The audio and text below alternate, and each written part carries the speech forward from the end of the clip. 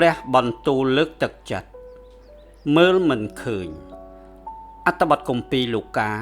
ជំពូក1ខ59ដល់ខ62ដល់ថ្ងៃទី8គេមកដើម្បីកាត់ស្បែកទារកនោះក៏ឲ្យឈ្មោះថាសាការីតាមឈ្មោះឪពុកតែម្ដាយឆ្លើយឡើងថាទេ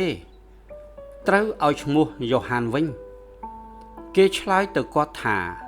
ក្នុងពួកញាតិសន្តានអ្នកគ្មានអ្នកណាដែលមានឈ្មោះនោះទេគេក៏ធ្វើគ្រឿងសម្គាល់សួរដល់ឪពុកតើលោកចង់ឲ្យឈ្មោះអ្វីដល់កូនចូលនឹកស្រមៃមើលចុះថាតើអេលីសាប៊ែតមានការតបប្រមល់យ៉ាងណាចំពោះអ្នកជិតខាងគាត់ពួកគេមិនបានស្កប់ចិត្តនឹងឈ្មោះដែលគាត់បានដាក់ឲ្យកូនទើបនឹងកើតនោះទេគេមិនព្រមយល់ស្របឡើយពួកគេបានរំលងក្បាលគាត់ទៅសួរលោកសាការីទៀតអេលីសាប៊ែតប្រហែលជាចង់គប់អ្វីមួយទៅលើពួកគេវិញហើយមើលទៅរឿងនេះក៏អាចធ្វើឲ្យលោកអ្នកមានអារម្មណ៍ថាគ្មាននរណាមើលឃើញលោកអ្នកដែរគឺហាក់ដូចជាថាគេទាំងឡាយប្រងើយកន្តើយចំពោះលោកអ្នកខ្លាំងណាស់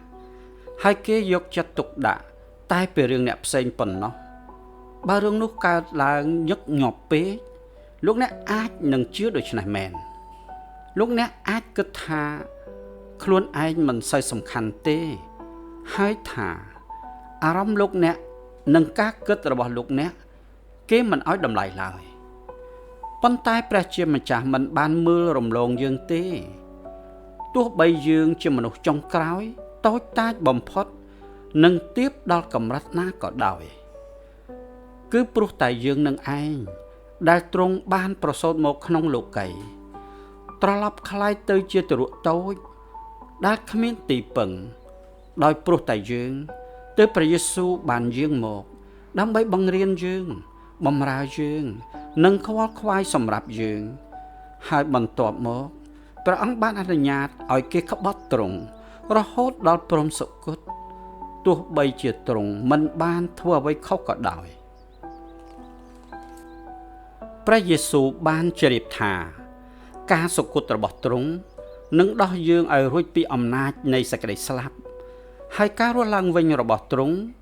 នឹងត្រឡប់មកដល់យើងដោយផ្ទាល់តើលោកអ្នកជាមនុស្សសំខាន់យ៉ាងណាទៅ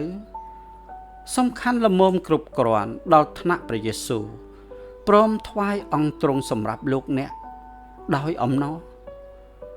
សូមចូលរួមអធិដ្ឋានជាមួយនឹងយើងខ្ញុំអោព្រះម្ចាស់អើយនៅពេលដែលទូលបង្គំមានអារម្មណ៍ថាអ្នកដទៃមើលទូលបង្គំមិនឃើញសូមទ្រង់រំលឹកទូលបង្គំផងថាព្រះអង្គទតឃើញទូលបង្គំហើយយកព្រះទ័យទុកដាក់ចំពោះទូលបង្គំខ្លាំងណាស់អាមែនតើលោកអ្នកត្រូវការអ្វីខ្លះដើម្បីឲ្យមានអារម្មណ៍ថាលោកអ្នកសំខាន់នៅក្នុងពិភពលោកដូចជាមាននរណាម្នាក់យកចិត្តទុកដាក់ចំពោះលោកអ្នកឬតើលោកអ្នកមើលឃើញអ្វីខ្លះ